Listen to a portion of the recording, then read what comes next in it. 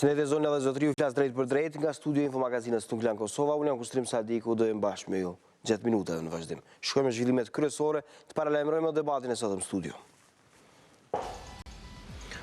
Është sulmuar mbrëm fizikisht aktivisti i lëvizjes vetëvendosja Klan Kabashi, sot kreu i këtij subjekti politik Visari Meri tha se akti u krye me porosi nga presidenti, kreu i kuvendit dhe kryeministri. Edhe jo Tengëll akuzoi Serbin për manipulimin e Interpolit kur ngritin kongres shqetësimin për rastin e Ramush Haradinaj. Tengëll tha se SBA duhet të mbështesë themelimin e ushtrisë së Kosovës.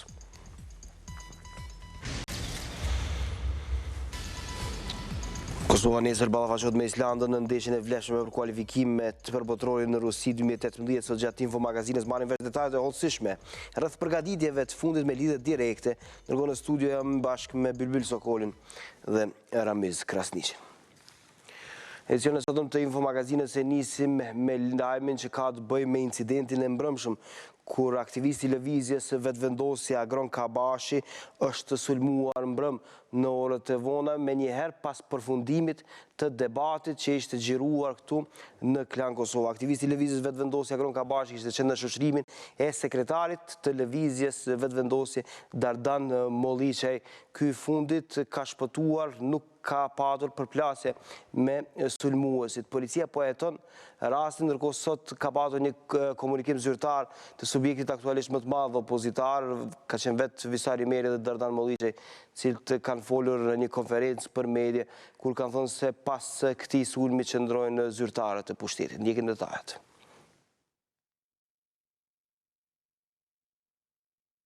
Me shufra metalike u sulmua mbrëm aktivisti i lëvizjes vetëvendosja Klan Kabashi. E krejt ajo çfarë ndodhi në Prishtinë pas orës 23, sipas drejtuesve të vetëvendosjes, është për motive politike dhe i orientuar ndaj sekretarit organizativ Dardan Molliçaj. Kështu ata thanë në një konferencë të jashtëzakonshme për media. Sulmi ndaj Dardanit natyrisht që ka qenë orientuar se s'u ndal lëvizjes vetëvendosje. Dhe këto janë të pandashme njëra me tjetrën dhe ky sulm ndaj vetëvendosjes e ka qëllimin kryekëput politik të friksimit dhe intimidimit, po edhe tentimit për ta ndalë rrugën tonë. Vetë Molliçaj tregoi se çfarë ndodhi aktivistit i cili ishte shoqëruesi i tij deri në shtëpi pas një interviste në Klan Kosova. Ne ishim duke regjistruar një emision përkatësisht zona debatit në Klan Kosova, i cili do të transmetohet sonte. Dhe pas përfundimit të këtij regjistrimi dhe vazhdimit ton për në drejtim të banesës sime bashkë me Agronin, fillimisht në parkingun e Klan Kosovës vretëm një veturë të dyshimt me 3 ose 4 persona të cilët ishin afër veturës tonë, e cila veturë kishte regjistrimin 0-1, pra dihet kjo pjesë e asaj veture. Dhe pastaj vazhduam së bashku me Agronin drejt banesës time, e cila gjendet në lagjen e spitalit përkatësisht në rrugën Muharrem Feyza. Dhe me të zbriturën nga vetura, derisa Agroni ishte duke qëndruar me pa futjen time në banesën ose në hyrjen e banesës sime, pra përkatësisht një 20 sekonda pasi që unë kam zbritur nga vetura dhe jam futur në hyrjen e banesës, personat të panjohur deri me tani e kanë sulmuar brutalisht Klan Kabashën, ku ja kanë hapur dyrët e veturës në të dy anët e saj dhe e kanë sulmuar fizikisht me shufra hekri. Ai bëri të ditur edhe kërcënimet që janë bërë pas një publikimi në rrjetet sociale. Me datën 21 kam publikuar një sondazh të organizuar nga vetëvendosja, pra konferencën për shtyp që e kemi përcjellur dhe mediat. Dhe atë ditë, pra përkatësisht një ditë brapa, me datën 22, unë kam marrë një kërcënim në Facebook, të cilin fillimisht nuk e kemi marrë shumë seriozisht. Unë e përparaqes veç sa mu dog vizualisht, por pastaj do ta keni gjitha mediat komplet mesazhin. I cili mesazh ndër të tjerat është përveç që është kërcënues, e tregon edhe mënyrën e kërcënimit, që thotë që do të më lojnë as gjallë as vdekun dhe do të më vendosin në karrocë. Këtu u dhanë vërejtje për policinë e Kosovës, e cila ende nuk ka gjetë kryesit e veprës.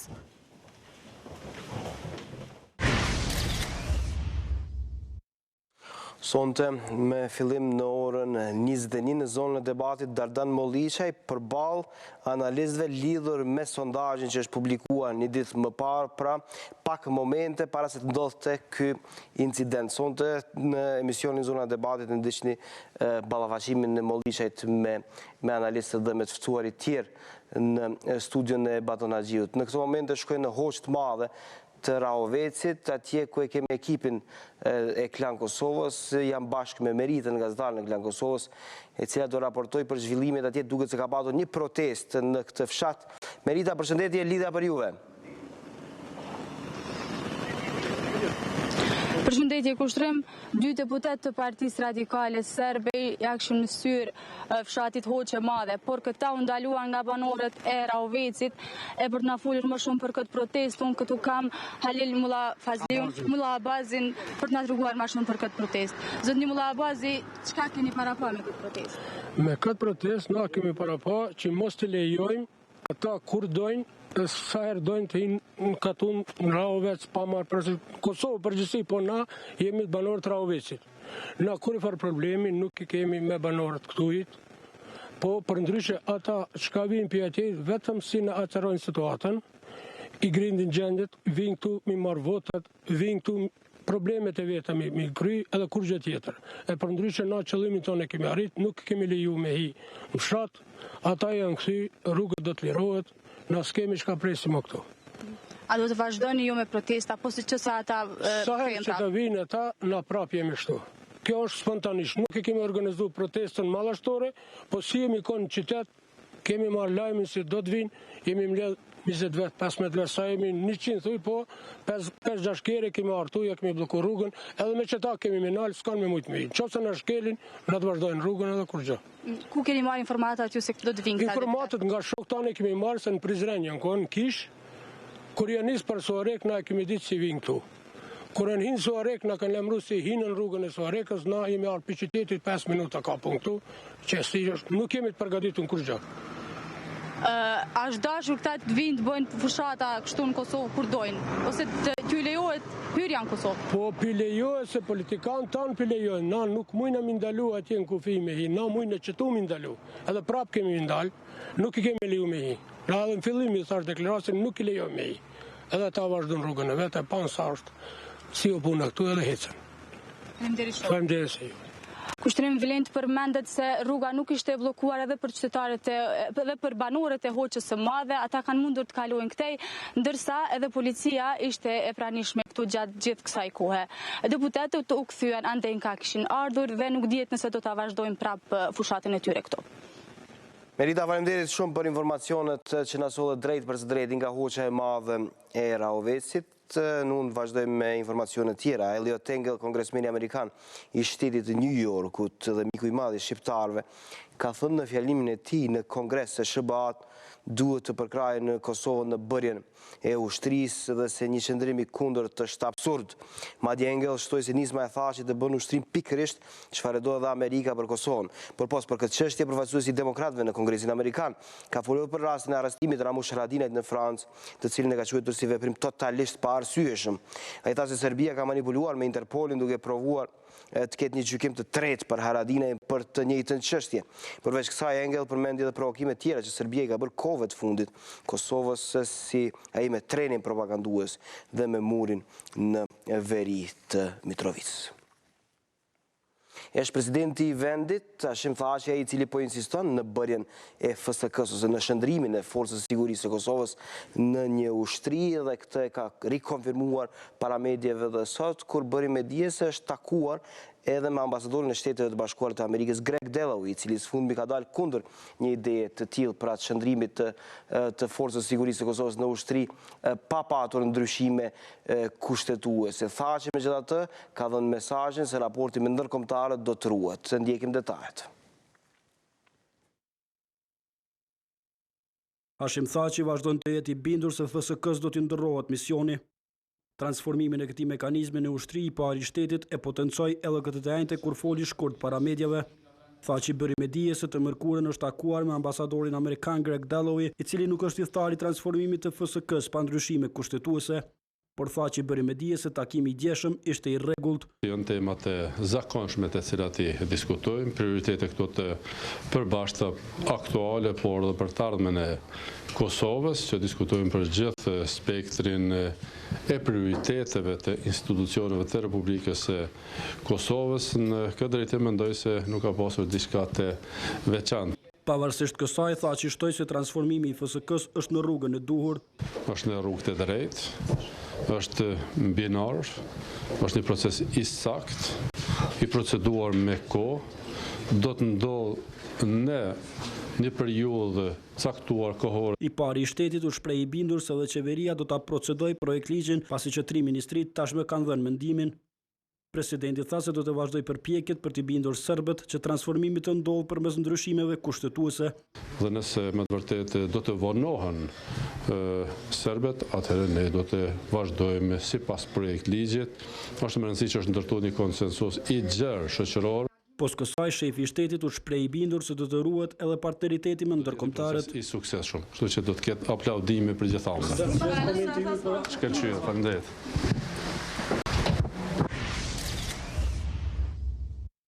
Ka Prishtina, shkojmë në afërsi të Loro Borishit, në Shkodër, ku po zhvillohen përgatitjet e fundit.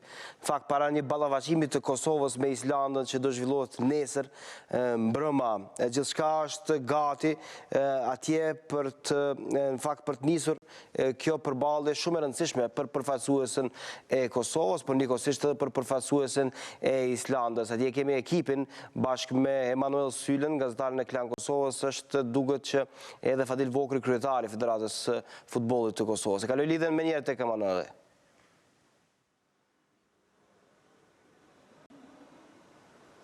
Faleminderit kushtërem, po paraqitem drejt për së drejtin nga Loro Boriqi i Shkodrës. Ky qytet sot po duket më i bukur pasi që këtu gjendet përfaqësuesja e Kosovës e futbollit, e cila po zhvillon stërvitjen e fundit para përballjes me Islandën. Mos gjatem shumë, pranë meje kam kryetarin e Federatës së Futbollit të Kosovës, zotin Fadil Vukri, i cili do të na tregojë për më shumë detaje rreth futbollistëve, rreth disponimit të tij, rreth organizimit dhe rreth përballjes që na pret nesër nga ora 20:45 kundër Islandës. Kryetar, jemi drejt për së drejtin në infomagazin Klan Kosovës, mirë se erdhe. Përshëndetje. Fillimisht, cili është disponimi në prag të kësaj ndeshje shumë të rëndësishme të Kosovës, to e pas parasysh edhe ardhin e Besar Berishës?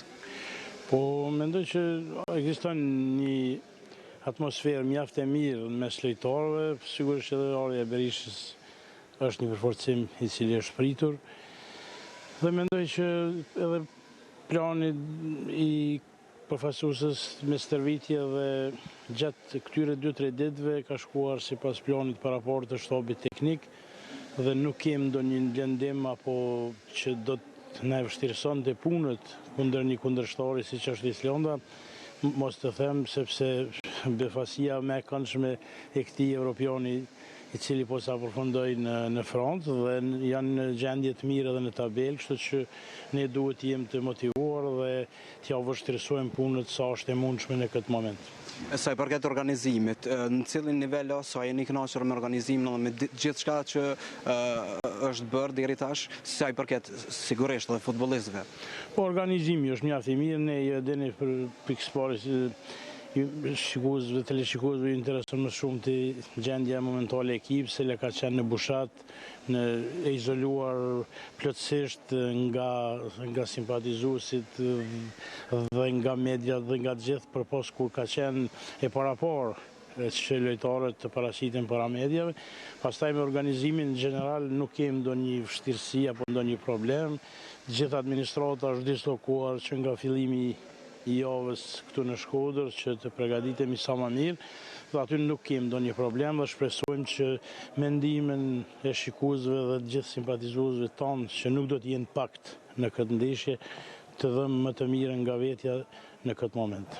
Përmend shikuesit ditë pavarësisht se sa do të jenë pavarësisht shikuesit, pasi që besoj e keni një numër pavarësisht se sa bileta janë shitur? Jo, nuk kemi ende informata të sakta, mirë po sipas disa informata të mëhershme, domethënë 2 ditë parë ka qenë një numër i konsiderueshëm bileta që shit, më duket që sot kanë thonë që ka edhe pak në treg. Ka mbet pak. Ka mbet pak ta, po, mirë, po, mendoj që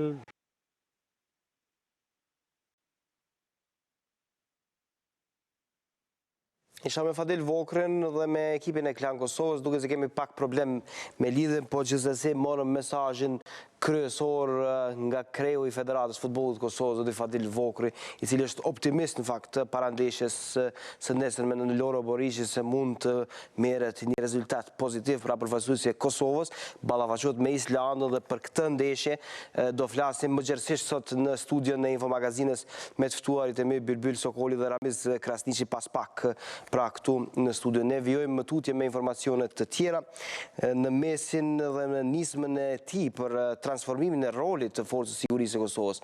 Presidenti tha që e ka brengosur duket se Gjermani në ambasada e këtij shteti në Prishtinë ka thënë Klan Kosovës se është zhgënjyes fakti se presidenti nuk konsultoi partnerët ndërkombëtar për propozimin e tij. E si pasojë projekt ligji për pajisjen e FSK-s me armë dhe marrjen e rolit të ushtrisë mund të rrezikojë madje edhe raportet e Kosovës me partnerin e saj kryesor ushtarak NATO-n. Shqetësimet e shtetit gjerman kapin edhe një dimension tjetër. Sipas Berlinit, shumë të nevojshëm janë reformat në fushë të tjera në Kosovë, sa çështja për ndryshimin e misionit të forcës së sigurisë së Kosovës. E arcipeshkvi i Selisë së Shenjtë, Monsignor Vincenzo Palja, ka thënë mbrëm se qëllimi i Papa Franceskut është që të vizitoj Kosovën në një intervistë ekskluzive për Klan Kosovën. Ai ka thënë se Papa Francesku i ka thënë thaqet dhe ai nuk është gënjeshtar nëse ka thënë që do të vi. Palja ka pohuar se qëllimi i Papës është të vizitoj Kosovën pasi ka qenë i ndihshëm ndaj dramës së popullit kosovar gjatë viteve 90. Instituti Mbretëror për Studimet të Mbrojtjes dhe Sigurisë në Londër ka paralajmëruar mbajtjen e një seminari adresuar situatës së fundit të sigurisë në Kosovë dhe në Ballkanin perëndimor, por kjo ngjarje e cila ishte njoftuar se do të mbahej sot është anulluar për shkak të sulmit të mbrëmshëm që ndodhi në Londër, një sulm që pati karakter terrorist. Seminari i cili ishte parapart mbahej kishte temë sigurinë dhe vendin që ka Kosova në botë. Në këtë forum fjalimin kryesor ishte paralajmëruar të mbante komandanti i KFOR-it Giovanni Fungo. E kur jemi tek sulmi terrorist në Londër, do fokusohemi në detajet e fundit. 8 persona janë të arrestuar në sulmin që mori jetën e 4 vetëve dhe plagosi 40 të tjerë. Ndjekim detajet nga kronika e Kosovë Gjosit. 8 persona janë arrestuar deri me tani nga policia e Londrës.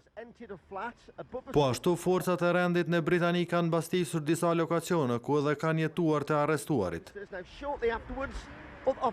Ata dyshohet se kishin lidhje me sulmin e djeshëm në Londër ku humben jetën 4 persona në mesin e tyre dhe sulmuesi dhe u lënduan mbi 40 të tjerë. 7 nga të lënduarit janë në gjendje kritike, raporton policia. Në mesin e viktimave ishte edhe një oficer policie që në momentin e sulmit nuk ishte i armatosur, megjithatë vdiq në tentim për ta ndalur sulmuesin. Për këtë veprim ajo shpall hero si nga qytetarët ashtu edhe nga vetë kryeministria britanike Theresa May, e cila tha se veprimi i policit të vrarë kur nuk do të harrohet. Lidhur me këtë, në shumë institucione përfshi edhe parlamentin u mbajt 1 minutë heshtje në nderim të viktimave. Para deputetëve foli edhe kryeministria May, e cila tha se sulmuesit tentuan ta heqnin demokracinë, duke thënë se ishte një sulm ndaj njerëzve të lirë kudo. Dua ta dërgoj një mesazh të thjeshtë. Ne nuk jemi të friksuar. Ne nuk do të lëkundemi asnjëherë në luftën tonë përballë terrorizmit. Ai u zbuloi se sulmuesi i cili ka vepruar i vetëm ishte britanik i lindur dhe ishte i njohur për policinë dhe shërbimet e inteligjencës. Disa vite më parë ai kishte qenë i hetuar nga MI5 në lidhje me shqetësimet rreth ekstremizmit të dhunshëm, por ai ishte vetëm një figurë periferike dhe nuk ishte pjesë e aktiviteteve kryesore të ndonjë organizate terroriste.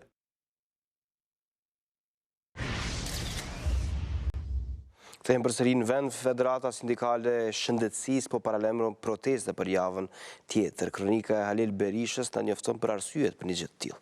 Ndjekim detajet. po paralajmërojnë protest për të mërkurën e javës së ardhshme. E janë disa kërkesa që po shtyjnë Federatën Sindikale të Shëndetësisë për këtë organizim. Ndër kryesorët janë ligji mbi pagat, rishqyrtimi i sigurimeve, rregullimi i statutit të qendrave kryesore të mjekësisë familjare e shtyrja e afatit të rilicencimit të mjekëve. Rritja e pagave 15%. 3. Përfundimi i rrezikshmërisë. 4. Që është shumë e rëndësishme, krijimi i kushteve të punës. Neve nuk mund të punojmë më pa kushte. Fajtor për mos plotësimin e kërkesave të tyre, sindikalistët po e shohin ministrin e shëndetësisë Emet Rahmanin. Madje këtë fundit po e konsiderojnë si shumë jo serioz. Në orën 15:40 e dërgon një email për takim për nesër. E kjo nuk është asgjë tjetër përveç se një lajthitje e opinionit publik. Në këso situate, Sylla nuk shprehet optimist se kërkesat do të plotësohen e do të parandalohet protesta. Vetëm do të ndodhin mrekulli që të përmbushin ato pika, nuk mohen protesta. Përndryshe protesta do të mohet dhe është vetëm protestë paralajmëruese.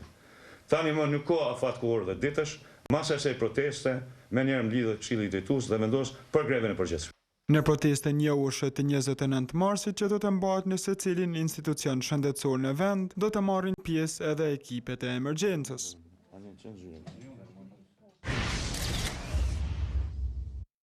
Themi edhe njerë ndeshjes shumë të rëndësishme që zhvillohet nesër në Loroboriçi në Shkodër, Kosova ballafaqohet me Islandën dhe duket se ka patur një mori për kështu simpatizuesish të interesuar për përkrahur përfaqësuesin e Kosovës dhe ka patur organizime të ndryshme. Jona Jeti nëpërmjet kësaj kronike na sjell detaje.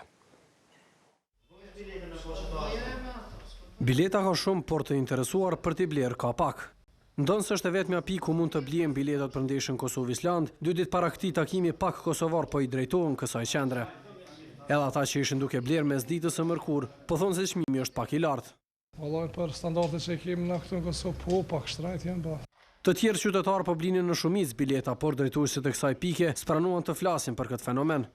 E në Facebook është hapur një faqe e cila po mirret me shitjen e biletave për ndeshjen Kosovë-Island me çmime dyfishme të larta. Bileta që në pikat e autorizuara nga FFK-ja shiten për 15 euro në këtë faqe kanë çmim 35, ato 20 në 40 dhe 55 në 100 euro. Në lidhje me këtë fenomen të shitjes së biletave në të zezë, drejtuesit e FFK-s na orientuan të flasim me kompaninë Event Plus. As këta të fundit nuk u prononcuan para kamerave, por përmes adresës elektronike thanë se janë të informuar për këtë problem dhe u bëjnë thirrje qytetarëve që të mos i blejnë këto bileta, pasi ka mjaftueshëm në pikat e tyre. Ekrem Sadiku, përfaqësues i kësaj kompanie, po ashtu zbëri të ditur numrin e biletave të shitura, por tha se beson se 80% do të shiten. Problem tjetër për qytetarët kosovarë është largësia stadiumit Loroboriçi, ku do të zhvillohet ndeshja Kosovë-Island.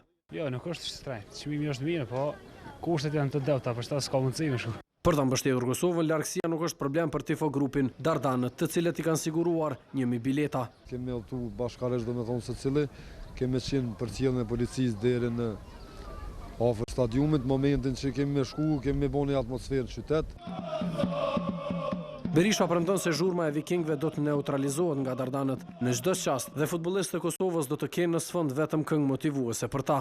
Një sen e kanë bo, që ato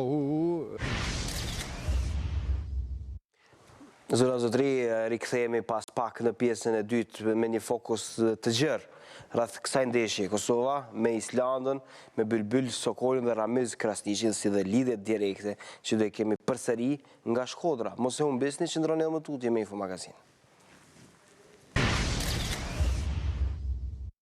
Rikthehem drejt për drejt në studio në Infomagazinë, zonja dhe zotëri, në këtë 30 minutë do fokusohemi për një ndeshje futbollistike, po që ka natyrisht një peshë ose një rëndësi të madhe. Kosova nesër ballafaqohet me Islandën në Loroboriçi. Edhe atje kemi edhe ekipin e Klan Kosovës me të cilin më herët ishim në komunikim, dhe më herët ishim bashkë edhe me kryetarin e Federatës Futbollit të Kosovës, zotit Fadil Vokri, i cili u shfaq optimist para ndeshjes nesërme. Ndërkohë në studion e Infomagazinës jam me 2 trajner futbolli shumë të respektuar, dhe në Bylbyl Sokoli nga kraji i Majës, zotit Sokoli, mirë se erdhe në studion e Infomagazinës. Mirë se gjeta. Në selektorin e përfaqësueses ndër 19 vjeç të Kosovës, zotit Ramiz Krasniqi nga kraji i Midjaut, zotit Krasniqi, mirë se erdhe. Nëse kemi në studion tjetër, regjia le të ma bën me dije, Naim Selmanin gati, që të na jap detajet hollësishme rreth ballafaqimit të nesër, rreth renditjes tabelare dhe gjithçka tjetër që ka të bëj me Kosovën, atëherë kaloj lidhen tek Naimi. Atëherë e përmendë të kushtrim, do të spikasim të flasim për tabelen masaksisht grupin I ku bën pjesë edhe Kosova, cila pritet nga Kroacia. Megjithatë ne do të fokusohemi në kundërshtarin e Kosovës në Islandën, e cila aktualisht e mban vendin e tretë me 7 pikë, me 2 fitore, 1 barazim dhe 1 humbje të cilën e ka shkaktuar Kroacia.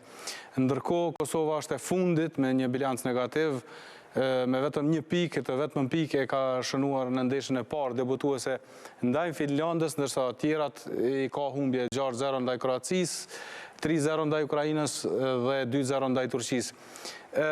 Kosova në ndeshjen e nesërme hyn me formacion të plot, nuk është raportuar për ndonjë lëndim, ndërsa në anën tjetër Islanda ka mungesa në këtë sfidë. Tash regjia na ndihmon me rezultatet e këtyre 2 skuadrave nga 4 ndeshjet e para. Do të thonë Islanda ka barazu me Ukrainën, e ka mund Finlandën, e ka mund Turqinë, ndërsa ka humb nga Kroacia. Ndërkohë Kosova barazim 6-0 me Kroacinë, 3-0 me Ukrainën, 2-0 me Turqinë.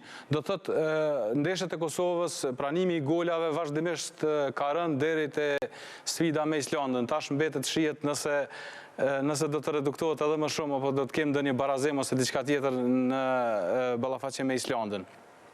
Qëndoi Kosova 2 gola, pse jo, në ballafaqim me Islandën, ja shëndoi Islandës. Ndërsa është koha tani.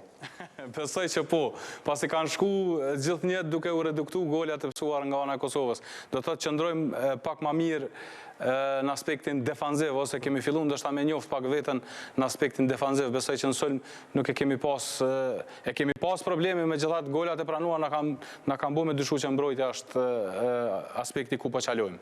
Dhëna tjera, Naim, detaje tjera për sa i takon kësaj ndeshje. Në fakt, ka patur një mobilizim shikuesish që kanë udhëtuar për në Shkodër, duket që është një optimizëm pak më i madh se herëve të kaluara. Po edhe realiteti e thotë që ka interesim, nuk mungon interesimi, ka pas lëvizje edhe sot, po besoj që fluksi më i madh do të jetë i udhëtimit në Shkodër do të jetë nesër, ku besoj shumica e adhuruesve të përfaqësuesve të Kosovës kanë me udhëtuar për me pa ndeshjen. Sa i përket informacioneve tjera, është besoj pak herët pasi është e pamundur me gjetë diçka më sakt, pasi 2 trajnerë të rezervohen deri në ditën e nesërme. Në fakt, selektori Albert Burnjaki ka bërë ditur qysh të premtën kur ishte në stërvitje në Kosovë që asaj vetë nuk e di informacionin me cilin do të startoj. Normalisht 70% e skuadrës dihet, megjithatë problemi do të jetë te vija sulmuese.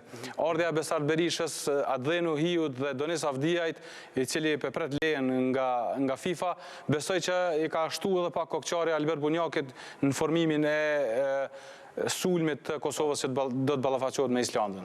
Vash zotit, kem kësi dilemat lezetshme në fakt, për arsye që të ketë më shumë zgjidhje. Naim, faleminderit shumë që ishe me neve dhe që na shpalose detajet hollësishme rreth renditjes tabelare, por rreth 2 kampeve respektive Kosovës dhe Islandës. Isha bashkë me Naim Selman, gazetarin e Klan Kosovës, i cili merret kryekput me sportin. Rikthehem tani në pjesën e debatit, nis me zotin Sokolin, një barazim e 3 humbje, koha për fitoren e parë, base? Unë mendoj që këtë ndeshje duhet analizuar në një aspekt, dhe ai është cilët janë ato përparësitë të cilët duhet jenë në anën e Kosovës që këtë ndeshje ta fitojë Kosova dhe bile të kemi një fitore në këtë grup dhe kjo fitore të sjell siguri për ndeshjet e mëvonshme apo që grupi të fitojë vetbesim. Që dhe thotë se përparësia e Kosovës unë mendoj është se të i pas parasysh 7 lartësin e ekipit të Islandës, sepse janë 7 lartë dhe rreziku vjen nga ajri apo nga lartësia. Unë mendoj se Kosova është ekip teknikisht në nivel të duhur që të zhvilloj lojë të shpejt në mes të fushës. me imagjinat që të krijoj hapësirë për Rashicën dhe Berishën dhe pastaj në sulm Berisha tjetër i cili ka ardhur Nëse përsëri do duhet fokusohet Kosova në sulm, edhe kësaj rrade do duhet jemi të kujdesshëm. Unë mendoj se Kosova duhet fokusohet në sulm sepse Kosova nuk ka çka të humbë, sepse përparësit tash janë në këtë aspekt, në aspektin teknik, që ndërtohet loja me një lojë të shpejtë në mes fushës, për shkak se antropometria konstitucioni i futbollistëve e mundson këtë, domethënë ka atë përparësi që e ka pas edhe me Finlandën, sepse në aspektin antropometrik futbollistët e Islandës dhe të Finlandës nuk dallohen shumë. Prandaj këtu duhet të jetë përparësia dhe në aspektin psikologjik përparësia e Kosovës është se Kosova nuk ka çka të humbë dhe detyrë kryesore parësore e shtabit teknik është që të relaksojë ekipin në aspektin e presionit, sepse Kosova, domethënë, kjo ndeshje për Kosovën është më tepër e karakterit prestigjioz dhe e karakterit së ndërtimit të një ekipe të së ardhmes, e cila do të krijon siguria, apo do të krijon një koncept i cili në të ardhmen do të sjellë sukses. Pra fokusi do duhet të jetë në fitoren e parë, në atë çfarë zoti Zokoli thotë se duhet të jetë synim në këtë grup për përfaqësuesin e Kosovës. Cili është opinioni juaj zoti Krasniqi? Po gjithsesi që është cako fitore, po gjithmonë duhet të ketë edhe kujdes, pavarësisht nga informata që nuk luajnë 4-5 futbollistë, duhet të marrim mësim nga ndeshjet e kaluara.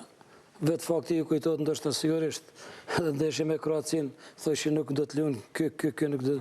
Po është një përfaqësues se ka një blamazh e vërtet. Po është një përfaqësues ose një reprezentacion ku ka shumë futbollistë cilësor.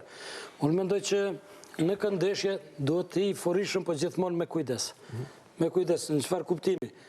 Një skuadër e tillë sikur Kosova duhet të jetë shumë fleksibile. Neve na ka mungu shumë fleksibiliteti, po flas në ato ndeshjet më të hershme. Nuk kemi qenë shumë të përkushtuar në atë pjesën defensive. Pse? Futbolli luhet që do thotë dy drejtime, para dhe mbrapa. Nëse sulmues nuk e kryen obligimin, detyrat, që do thotë është një përgjegjësi e madhe që në pjesën defensive të marrin pjesat ata. Që do thotë, ky transferim në fazë defensive duhet me qenë shumë i shpejt me kohë, sepse çdo vënim ose çdo jo mbulim i mjaftueshëm i fushës do të jetë shumë i rrezikshëm për. Ka futbollist cilësor në mbrojtje Kosova, a ka futbollist të talentuar defensiv? Po, këto tash janë radhë që do thotë në këtë pjesën tjetër. Me të vërtetë ka, por çka na nevojitet? Na nevojitet këtyre djemve që thotë shumë përvojë. Nuk kanë përvojë të duhur për këtë kompeticion, po megjithatë prej ndeshjes në ndeshjen është pa që po marrim mësim edhe normalisht jemi duke i minimizuar gabimet, jemi duke korrigjuar gabimet të cilat i kena bërë edhe më parë. Se thotë nuk jena në ndeshje me një euforizëm, por gjithmonë me kujdes, në momentet caktuara kemi ditë çka duhet me bëj, si duhet me bëj.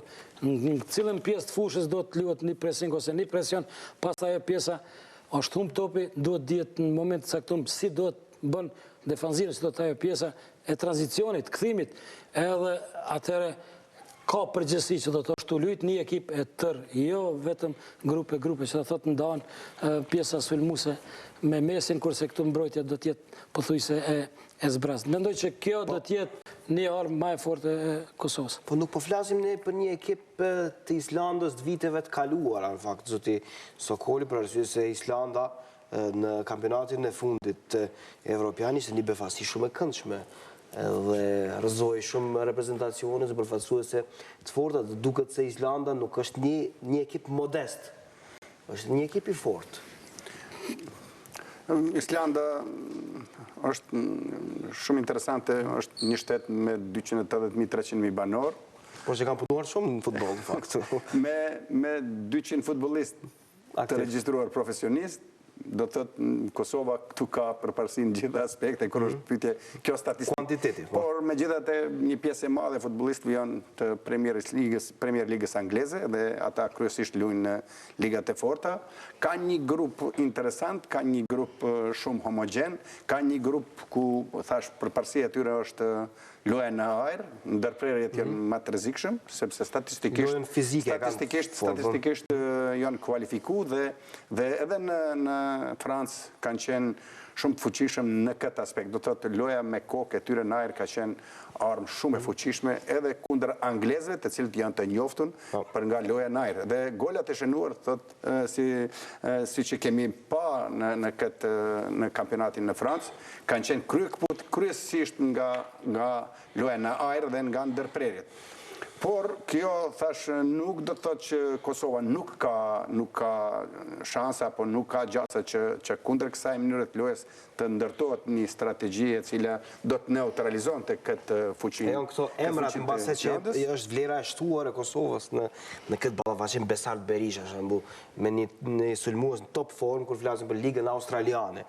Pastaj edhe Nuhiu, Dionis Avdia që po pritet në fakt marr dritën jeshile për të luajtur.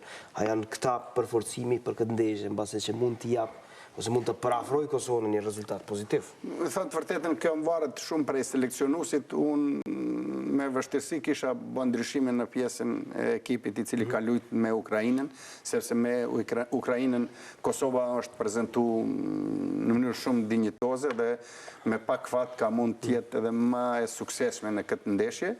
Unë po mendoj se në sulm lëvizjet shumëta nuk janë mirë të bëhen, sepse edhe Muriqi ka zhvillu një ndeshje shumë të mirë në... Qa në kupton këtë? Në kupton mos tjetër? Po në kupton që do të ketë vështirësi në adaptimin apo në koncepte të reja të cilët Berisha është për herë të parë në këtë përbërje, po sido që djeto është përforcim, sepse është gollshinus tipik, edhe supozohet se Kosova ka pas probleme në përfundim të aksioneve. Unë po mendoj Kosova ka pas probleme më të tepër në imagjinat, në mes. Do të thonë në kreacionin e aksioneve për përfundim.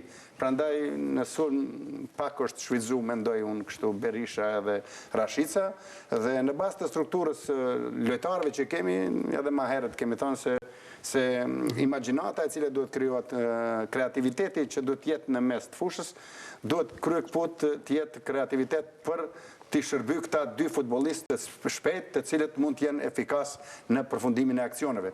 Tash kur i shtohet edhe futbollisti Berisha që ka afinitet dhe është golashinus tipik, mendoj se sulmi mund të jetë më efikas, por strategjia e lojës son nuk do të ndryshojnë prej asaj kundër Finlandës, do të luhet shpejt në mes të fushës, për shkak të shtatlarësisë së futbollistëve të Islandës, dhe të krijohet hapësirë për Rashicën dhe Berishën, të cilët janë shumë të shpejt, të cilët unë mendoj se do të mundojnë që të krijojnë aksione që të shënohet. Këtu Berisha unë mendoj se do t'jetë shumë i përshtatshëm apo shumë i rrezikshëm. Po, kur flasim për kundërshtarin, cili është niveli nëse krahasojmë Islandën me Ukrainën, zoti Krasniqi?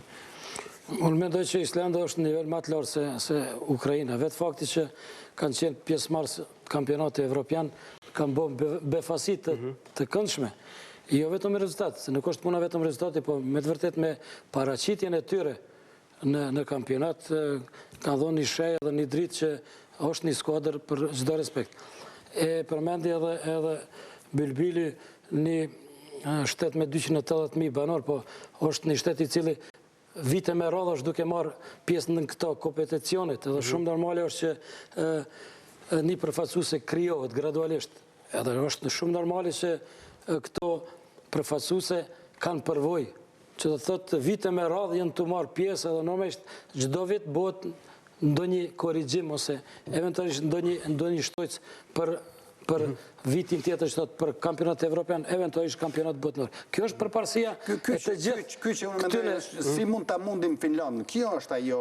Kjo është ajo përparësia. Mendoj se kemi forcë. Na, normalisht që kemi forcë.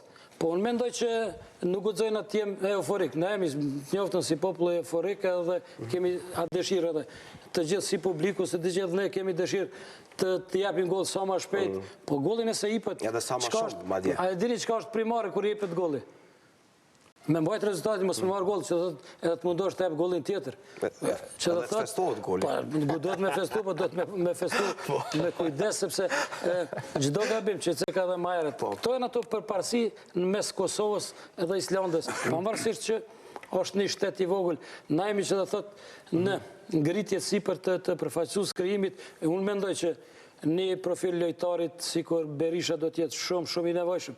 Unë e njoh shumë mirë që do thotë edhe futbollistin tjetër, Po Berisha sigurisht me atë përvojën e vetë, sidomos me atë lëvizshmërinë e vetë, sepse është një futbollist shumë lëvizës, është një futbollist shumë inteligent, sepse gjithmonë është një sulmues i cili kërkon hapësinë edhe në atë hapësinë të shkurt, ku është jashtëzakonisht të ngushtë edhe nuk ka shumë hapësinë, atëherë din të realizojë për shembull aksionin edhe që je i bindur që nuk ka kur gjë për atë aksionit, po është një profil lojtari i cili merret me gol lojtar. Muriqi është një krisisht një tip lojtari tjetër, që thotë. Ai është një tip ka qenë jashtëzakonisht mirë, sidomos nëse duhet me mbajt topin në posedim, krijohet edhe ndërmjet në ndërpremje, është i mirë. Jashtëzakonisht në se edhe ka qenë pjesë e reprezentacionit të Kosovës, në 19 një kohë gjatë, një futbollist shumë besnik, shumë trim, po shumë i mirë, që do thotë gjithmonë një selektor e përcakton ose zgjedh lojtarin për ndeshjet të veçanta, që do thotë varësisht prej kundërshtarit edhe normalisht e përdor profilin e lojtarit. Kundërshtari, pika e fortë e kundërshtarit është po e quaj kështu loja në grup, në ekip. Unë nuk njoh ndonjë, po e quaj kështu ndonjë individualist. Janë shumë të fortë në grup. Të Islandës. Shumë janë të fortë në grup. Ka patur dikur një 2 futbollistë cilët i njeh futbolli evropian, Forsell, Gudjonsen, po nuk ka tipe tillë të lojtarëve tani. Tani nuk janë me emër këta lojtarë, por si grup funksionojnë mirë. Forca e Islandës është në grup, është treguar edhe në kampionat evropian. Që do thotë çdo ndeshje që kanë luajtur, ka qenë me të vërtet fantastike ai tranzicioni që do të prej fazës defanzive me qëfar shkallësi dhe me qëfar shpejtësi është bëj transferimin në fazë ofanzive dhe gjithmonë shumicën e raste është kriju aksioni edhe nëmështë është përfundu ose me gol ose me një goditje në port. Por edhe ma e rëndësishme që ka qenë, në momentet caktume kur është tup topin, është ndërprej aksioni, ose eventualisht është mbrojt nga portieri, ose dëbut topi, ata e kanë atë tranzicion tjetër në këthimin edhe në pjesën defanzive janë të shkëlqyshëm, shumë po vrapojnë, që të thotë janë me të vërtet fizikisht, jashtëzakonisht mirë pregaditën, po janë shumë të përkushtume dhe janë jashtëzakonisht shumë disciplinum, kanë një disciplinë të veçantë në lojë. Pavarësisht kush është në pyetje, a do të jetë një mesfushor ose në moment caktum një sulmues, nëse është një pozicion, atëherë do të mundohet maksimalisht ta blokon atë hapësin, eventualisht atë lojtarët mos lejohet të vazhdojnë matutje. Me të vërtetë janë një grup jashtëzakonisht i fortë. Të fokusohemi edhe një herë tek Loro Boriqi, atje është Emanuel Syla, le të na sjell detaje tjera se çfarë po ndodh, atje duket se po bëhet gati një konferencë për media e shtabit teknik kosovar. Emanuel, lidhje për juve.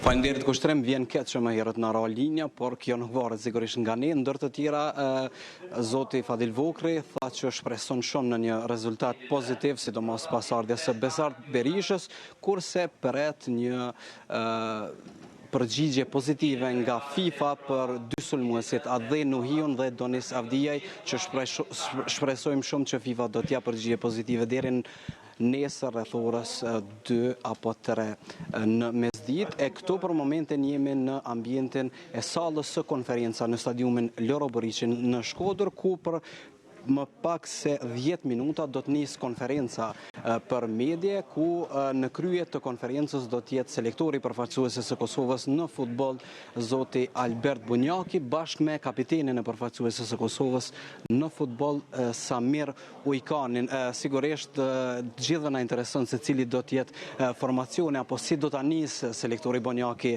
ndeshjen kundër Islandës. Megjithatë këto do të mbetet shihet nëse do të mund të marrim vesh apo jo. E ju nëse keni minuta sigurisht do të mund ta transmetojmë direkt konferencën, megjithatë e di që përfundon emisionin në ora 6:30, por nëse keni kohë ne do të jemi në gjendje që ta japim direkt nga Shkodra, do të thotë konferencën për media. Kaq për këtë linjë, shpresojmë që do të mund ta ndjekin shikuesit e Klan Kosovës live konferencën. Faleminderit shumë. Po, është KlanKosova.tv, webfaqja zyrtare, ku mund të ndjekim, jo vetëm që të ndjekim konferencën, po gjitha detajet e hollësishme rreth ndeshjes, shumë të rëndësishme të nesër në ndërmjet Kosovës dhe Islandës. Do dua pak a shumë të flas edhe për organizimin e ndeshjes dhe për formën se si po zhvillohet kjo ndeshje zoti Sokoli. Po e penalizon pak Kosovën fakti që Kosova po duhet të të zhvillojnë ndeshjet jashtë vendit, jashtë Prishtinës, jashtë Mitrovicës, po i penalizon pak edhe shikuesit, po e largon pak atë atmosferën e festës që duhet jetë, megjithatë futbolli luhet për publik, apo jo? Jo, unë mendoj se kur flasim në këtë aspekt, Kosova nuk është e penalizuar aq shumë sa që të ndikon drejt për drejt në rezultat. Po mendoj ndoshta të luajt ndeshjen në Prishtinë kishte më pas më shumë publik sepse është shumë afër. Ma afër, kuptohet. Po dhe emocioni do ishte tjetër zëri Sokoli. Luhet në territorin shqiptar dhe Kosova është përfaqësuese shqiptare dhe unë mendoj në këtë aspekt nuk ka ndonjë penalizim që të ndin veten se janë mysafir në ndonjë teren. Motivimi është edhe motivimi është bile përkundrazi motivimi duhet jetë edhe më i madh në këtë aspekt dhe kjo nuk ka të bëjë me ndonjë penalizim as që duhet diskutohet ky lloj penalizimi që luhet në një territor shqiptar që ndoshta simbolikën e ka edhe më të fuqishme, por sido që të jetë po ti luajt në Prishtinë, ndoshta publiku kishte më qenë më afër dhe kishte mujt më qenë me numër më të madh. Por edhe ky organizimi i cili unë mendoj se në Loro Boriçi ka të gjitha kushtet që të krijohet një atmosferë mirë, me që para këtij takimi unë kam pas rast me pa përfaqësuesen e Kosovës, me pa Kosovën në Loro Boriçi kundër Kroacisë, do thotë ke një atmosferë jashtëzakonisht e mirë, ishte stadiumi përplot simpatizues, do thotë krijohet një atmosferë. Pasëri nuk është Prishtinë, është jashtë. Kushtrimi për kujtonë që me të vërtet është ashtu, sepse ndjenjat janë krejtësisht tjera. Unë mendoj ashtu. Vetë fakti nëse lunë para, që tha edhe Bilbili është shumë e natyrshme, që edhe Shkodra është pjesë e asoj knasisë dhe të gjithë asoj, po mendoj është krejtësisht ndryshe të jesh në Prishtinë, sidomos në stadiumin e Prishtinës, si në Prishtinë, si në Elbasan, si në Tiranë, si në Shkodër, si në Durrës, është njësoj, si në Vlorë, si në Podujev, është dëku njësoj. Është njëjtë në territor shqiptar, kur është pyetje prezantimi. Unë mendoj që nuk është ashtu. Dipse, vetë fakti, është ndryshe me lujtë në një stadium që nuk e nje, edhe ndryshe është një stadium që e nje. Futbollistë të ne njohin stadiumin e Prishtinës. Po që po ta tregoj në çfarë mënyre, sepse të gjithë janë të lujtë për përfaqësuesen e Kosovës. Edhe krejtësisht është diçka tjetër të lysh. Këtu para publikut është edhe atje shumë normale. Por është më e rëndësishme me qenë këto. Sokoli e ka Kosovën tradicionale, Dgjoj, po tregoj prej, këto duhet njëri me pak edhe me përjetuar si futbollist ata ashta. Edhe përfaqësuesja e Shqipërisë duhet të vijë të luajnë në Prishtinë. A duhet me lujt? Por si të që tjetë edhe nuk do tjetë e penalizume. A kishin lujt që ka mu ta mërmendja? Jo, se është puna penalizimit këto. Mendoj që... Me siguri. Penalizimi nuk po më përqenë pëse... Pytja ishte a do të penalizohet. Penalizimi jo, si fjallë po flas. Absolutisht. Hendikepu e që është... Distancës.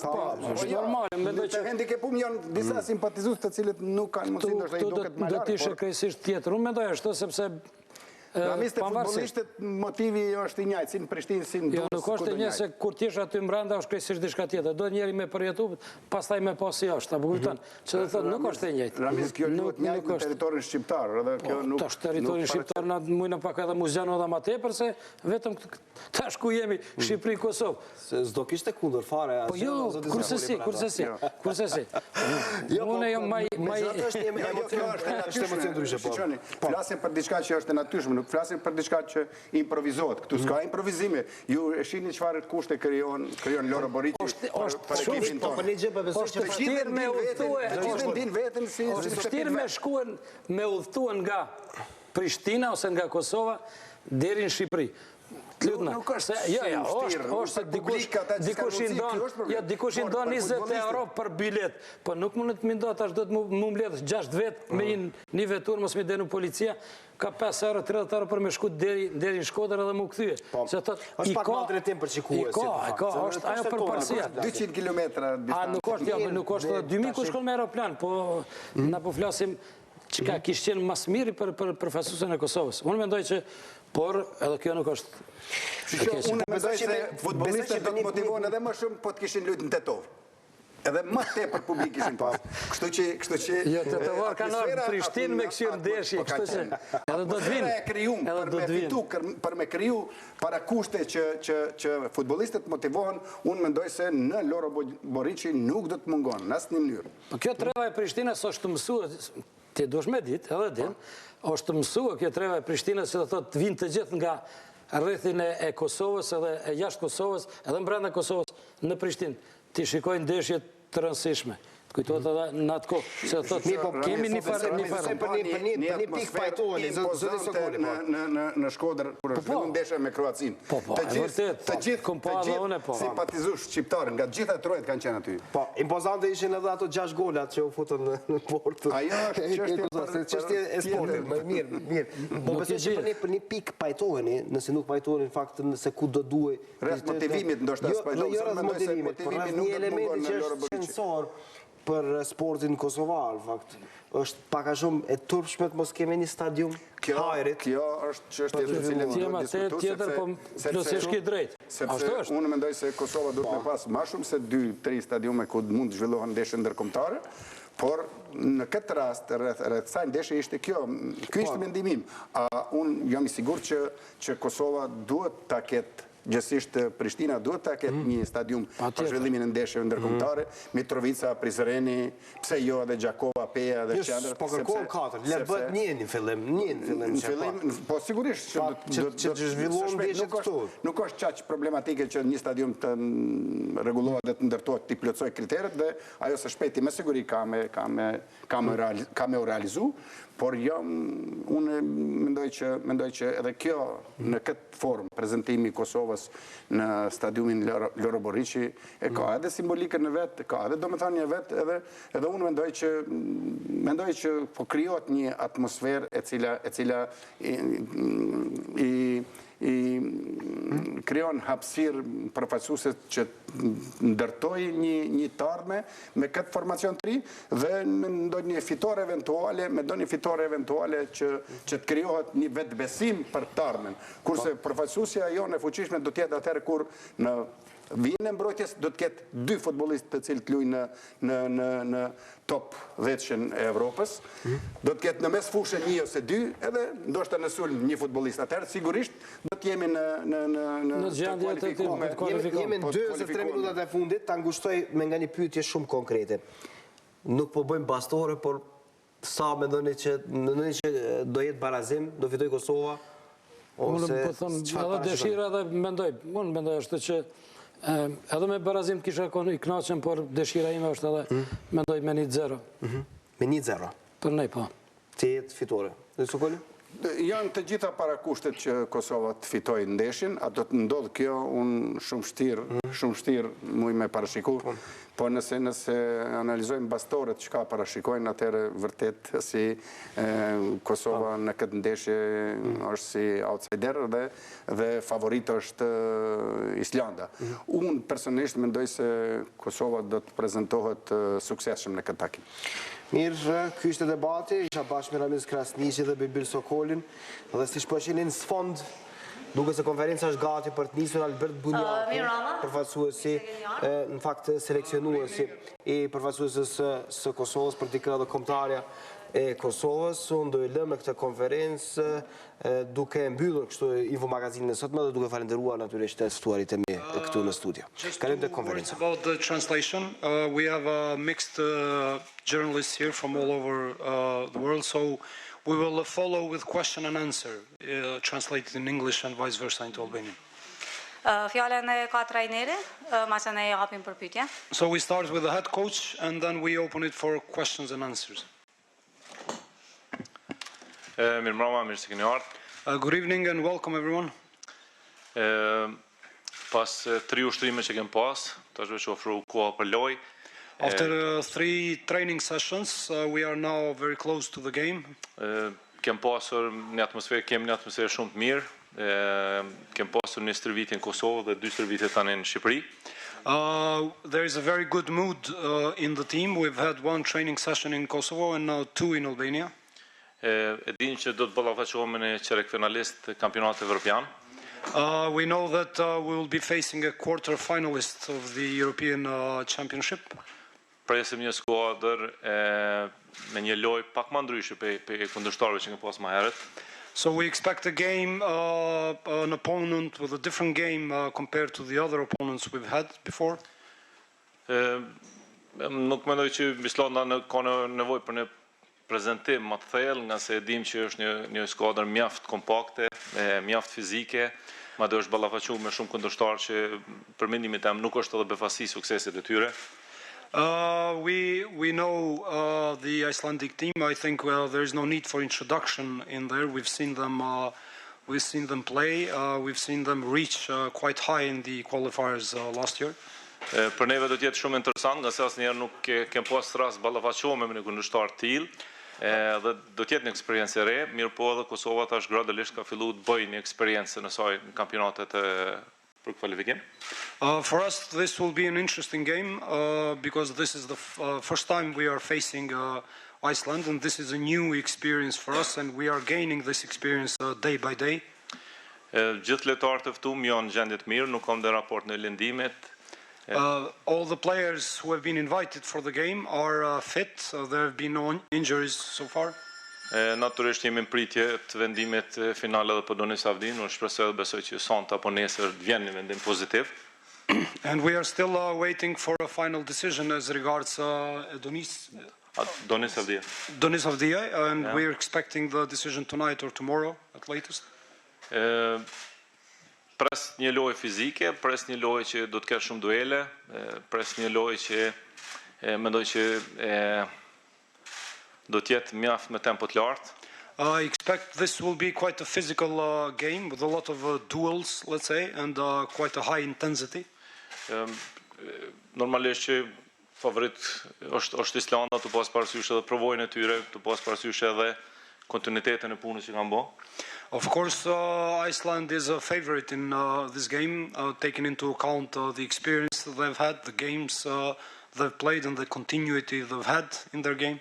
Mirë po mund të jetë një lojë shumë rëndësishme për një kombëtare për vendin e dytë. And this could be a very important game actually for the second place in the table. Mirë po edhe Kosova gradualisht prej lojë ka fillu të rritet, ngritet. But also Kosovo, game after game, it has been growing, it has been getting better and better. Dhe nuk mendoj që jem edhe shumë larg, fam ashtu kisha qujt prapse befasie, po mendoj që me lojën që kem tregu, jem afër edhe parazime fitore. I don't think we're quite far away, let's say, from a surprise.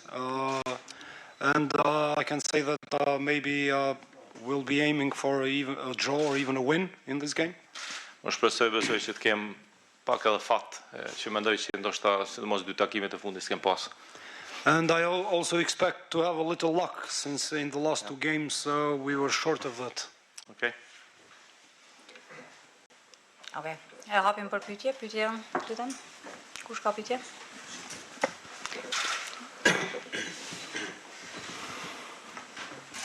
Përshëndetje, Florin Canolli nga Digital. Për Albert Munjakun. Trajner, e dim që ke punu shumë në Suedi, realisht edhe je formu atje si trajner që mund të konsiderohet si pjesë e futbollit fizik, pra edhe Islanda paka shumë zhvillon një ndeshje të tillë. Sa bën kjo për me kuptu më mirë lojën e kundërshtarit dhe për të kundërvy ndoshta në mënyrë më të mirë? The question is for the head coach. We know that you have grown up in Sweden actually and developed professionally in Sweden, where in this hemisphere we can say football is quite physical. And the question is how much this has helped you in understanding, let's say, this type of playing. Mendoj që kem bërë analizat të duhura, qysh prej kampionatit evropian, do të thotë kem pas përfaqësues që kem marrë analizat, e kem vëzhgu ashtu sikurse edhe na që vëzhguam. Disa për lojtarëve njoh, do të kem taku më herët, i njoh mirë. Mirë po, unë mendoj që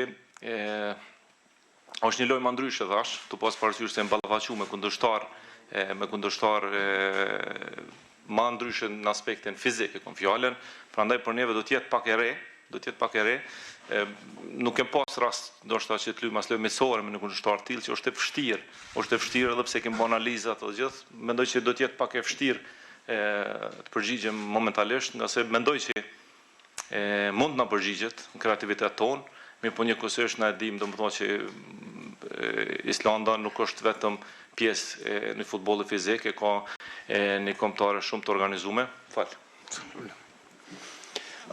Of course, we've done our